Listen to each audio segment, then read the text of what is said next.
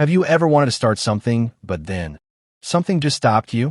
Like a little voice inside your head saying, what if I mess this up?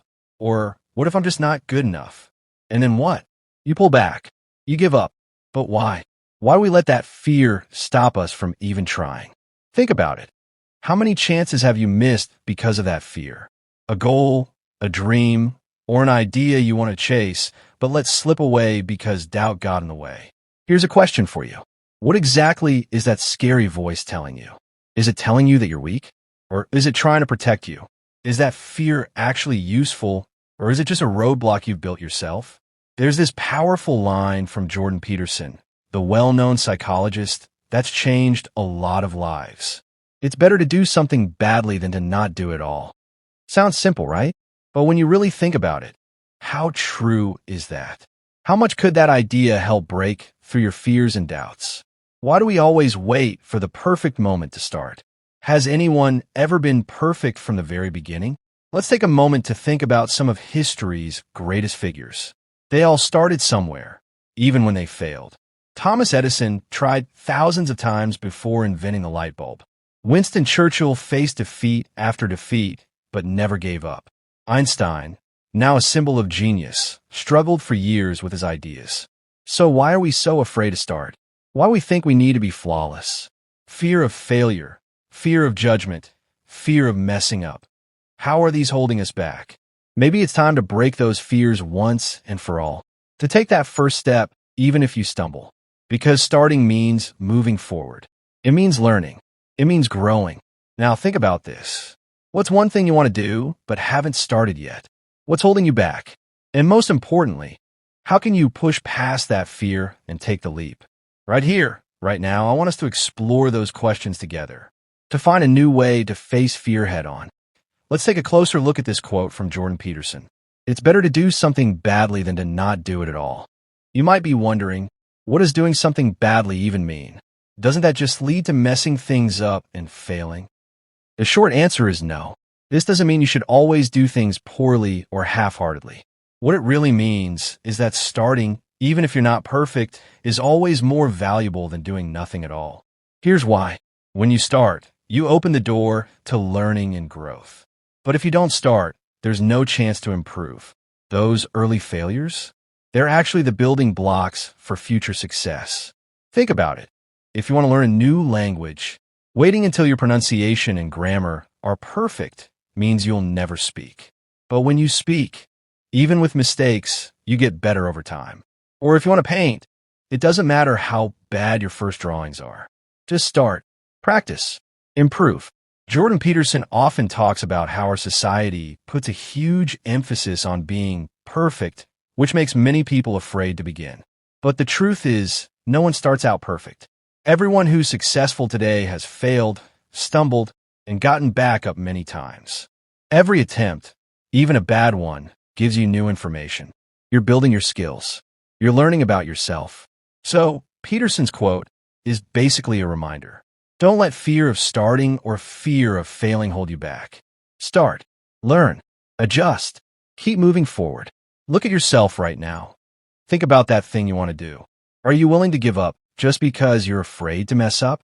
Or are you ready to try, even if it means doing it badly at first? To put it simply, if you want to make a video or start a project, waiting for everything to be perfect might mean you never start. But if you just begin, even with something simple and rough, you're moving forward. That first step matters way more than waiting for perfection. Because with every step, you gain experience. You get better. And that process is what builds your success. So make a choice right now. Start today, even if you don't know all the answers. Even if you're scared of messing up. Starting is what'll take you where you want to go. Even imperfectly is so important. Let's dig into what's really holding so many of us back. The fear of failure. Have you ever noticed how powerful fear can be? It can freeze you in your tracks, keep you from trying new things, or stop you from chasing what you want most. But why is failure so scary? Here's the thing. Failure feels personal. When you mess up, it's easy to think, I'm not good enough, or maybe I'm just not cut out for this. That feeling stings. It hurts your confidence, and before you know it, You're avoiding challenges altogether. But what if I told you that failure isn't the enemy? What if failure is actually a sign that you're pushing yourself, growing, and learning? Think about babies learning to walk. They fall a lot, but each fall teaches them something new about balance and movement. They don't stop trying because they fail. They keep going because every stumble brings them closer to walking. It's the same with us. Failure is feedback, not a verdict. It's information, not a final judgment on your worth or ability. Now, here's where it gets interesting. The fear of failure often comes from how we see ourselves and how we think others see us. We worry about being judged, looking foolish, or disappointing people we care about. But what if most of those fears are just stories we tell ourselves? In reality, people are usually more focused on their own lives than judging ours. And even if someone does judge, it's their perspective, not the truth about you. So, how do you get past this fear? First, by changing your mindset. Instead of seeing failure as a dead end, start seeing it as a stepping stone. Every mistake is a lesson. Every setback is a chance to come back stronger. Second, practice self-compassion. Be as kind to yourself as you would be to a friend who's struggling. Remember, nobody has it all figured out. Everyone makes mistakes. Third, break your goals into small, manageable steps. Big goals can feel overwhelming and fuel fear, but small wins build momentum and confidence.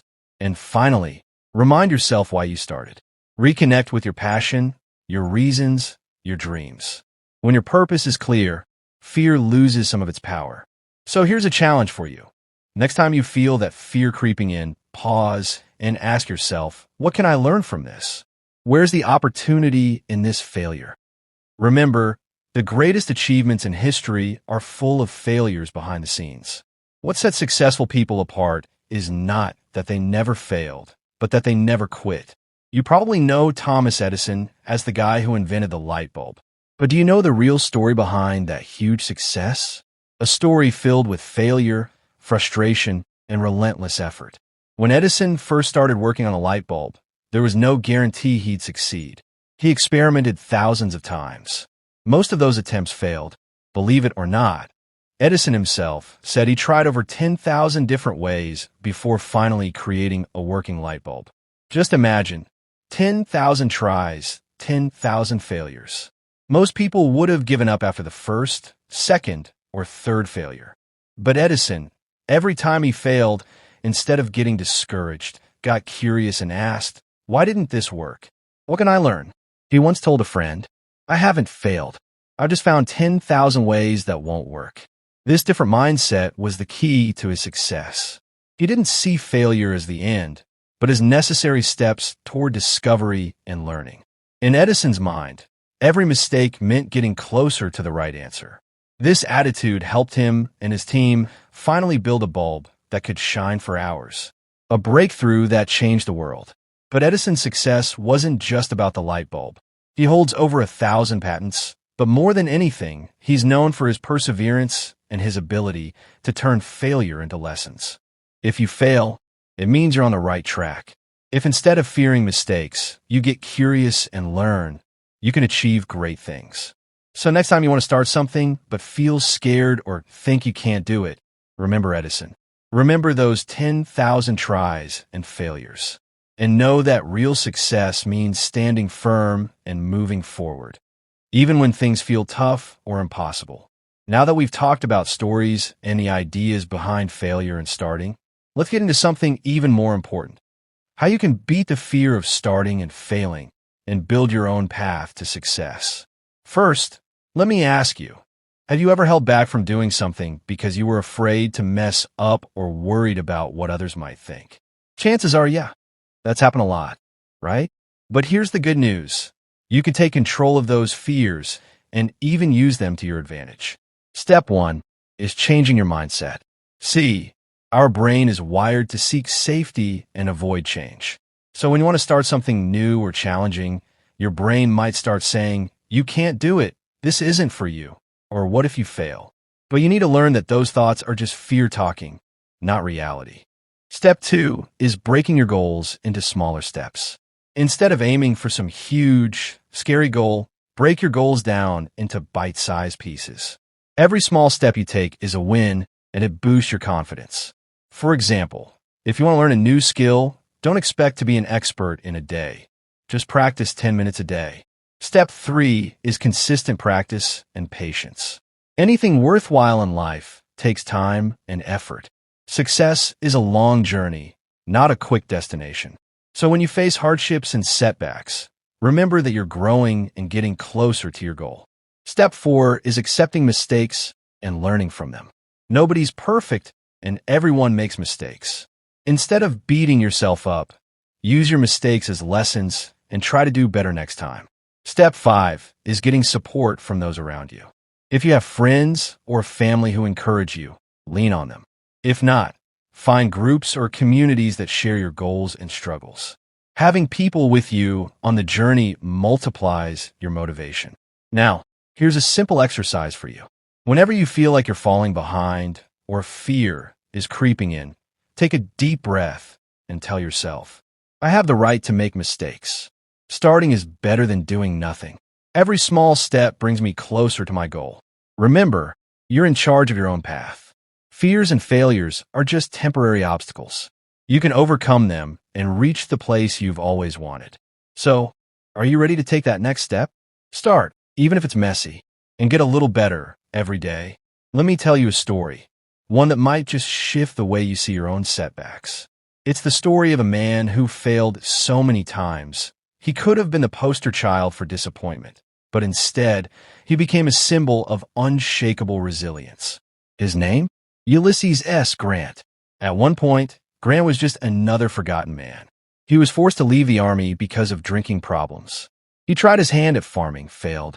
Tried real estate, failed. Even tried selling firewood on the streets to feed his family. And you know what? He was so broke, he had to pawn his watch just to buy Christmas gifts for his kids.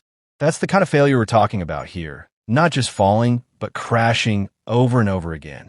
But here's where the story shifts. When the Civil War broke out, Grant returned to the army. Not because he was invited back, but because he volunteered. There was no guarantee he'd succeed. Most people assumed he'd just mess things up again. But on the battlefield, something awakened in him. He wasn't the most charismatic. He wasn't a brilliant speaker. But he had something more powerful. Calm under fire, relentless focus, and the guts to make bold decisions when everyone else froze. One of his earliest victories came at Fort Donelson. While other generals hesitated, Grant demanded unconditional surrender and got it. That one turned the tide of the war and made him a national hero almost overnight. Just like that, the man who once sold firewood was now commanding thousands. But even then, it wasn't smooth sailing. Critics mocked him. Newspapers called for his removal. Political enemies tried to destroy him. But he didn't snap back or play their game. He stayed focused on the mission. And that mission led him to one of the bloodiest and most pivotal victories in American history, the Siege of Vicksburg. Let me paint this for you. Grant led a daring campaign across the Mississippi River, cutting off Confederate supply lines, pushing through swamps, and winning 5 battles in just 3 weeks. He surrounded Vicksburg and held the siege for over a month, starving the enemy into surrender. That victory split the Confederacy in two. It was a game changer. It was brilliance forged in the fires of past failures. Eventually, Abraham Lincoln appointed him commander of all Union forces. And not long after that, the war was over. The man who'd once been humiliated, written off, and buried under debt now stood as the leader who preserved the Union. So let me ask you this. What if your failures aren't the end of your story, but the rough draft of something bigger? What if every time you get knocked down, it's not proof that you're weak, but evidence that you're learning how to fight? Ulysses S. Grant didn't rise because he was perfect. He rose because he refused to stay buried. And maybe, just maybe, that's what greatness really looks like. Not the absence of failure, but the refusal to be defined by it. You know, sometimes life feels like you're dragging a mountain uphill with your bare hands. No applause, no help, just you alone, sweating and stumbling. And in those moments, you might ask, why am I even doing this? But if you stop, if you give in to bitterness or laziness, the mountain doesn't go away. It just buries you. Jordan Peterson once said that meaning is not found in comfort, but in responsibility. That's your path forward.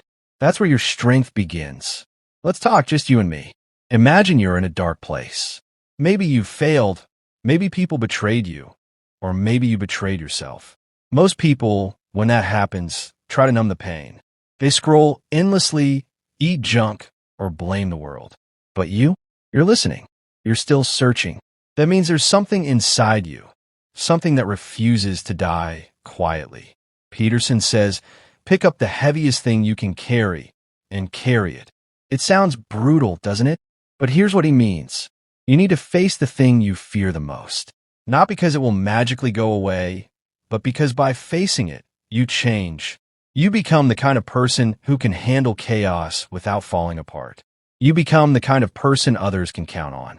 And that's not small. That's everything. He talks about dragons a lot. Not literal ones, but psychological monsters. Things you avoid. Fear, guilt, resentment. The longer you avoid them, the stronger they get. But if you face them even a little, something incredible happens. You stop being a victim. You become the hero of your own story. Not perfect, not fearless, but brave enough to move forward anyway. Let me ask you something. What's the alternative? Stay small? Stay broken? Blame your parents, your boss, society? That path is easy, but it's a slow death. You wake up one day and you don't recognize yourself anymore. But when you take responsibility, even for things that aren't your fault, you regain control. You reclaim your life. Peterson doesn't promise comfort. He offers meaning. And meaning is heavier, but it holds your soul together. So if today is hard, don't ask for it to be easier. Ask to be stronger. Show up. Make your bed. Speak the truth. Face the thing you've been avoiding for years. Not all at once, but start. Because there's a version of you out there, a future you, watching and hoping that you keep going. And if you quit now, you'll never get to meet them. But if you keep climbing slowly, painfully, with bleeding hands and a burning heart, you will. And when you do, you'll look back and realize something important. The mountain was never just in the way, it was the way. Maybe all these stories you've heard aren't just about a few special people. Maybe you are right in the middle of one of those dark chapters yourself. Maybe you feel broken, tired, like it's over. But let me tell you something. The greatest heroes? They're the ones who kept going when everyone else gave up. All the failures, the rejection, the doubts, the pain, they didn't show up for no reason. They came to build something inside you. Not just a better version of your past, but a stronger version of your real self. Remember this. The world isn't always going to be kind, but you can learn kindness from the very things that try to break you. And if you're still breathing, then you've still got time. Time to flip the page. Time to change the story. Now it's your turn. You write the next chapter.